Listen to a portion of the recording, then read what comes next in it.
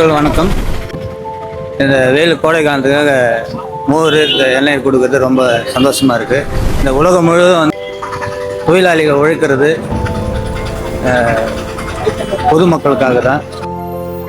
செங்கல்பட்டு மாவட்டம் திருப்பூர் பேருந்து நிலையம் அருகில் மே 1ஆம் தேதி உழைப்பாளர்கள் தினத்தை முன்னிட்டு உழைப்பவர்களுக்கு வாழ்த்துக்கள் தெரிவிக்கும் வகையில் நம்ம ஃபேமிலி குரூப் நிறுவன தலைவர் திரு பொன்னுசாமி கார்த்திக் அவர்கள் உழைப்பாளர்கள் மற்றும் பொதுமக்களுக்கு மோர் மற்றும் தர்பூசணி பழங்களை வழங்கினார்.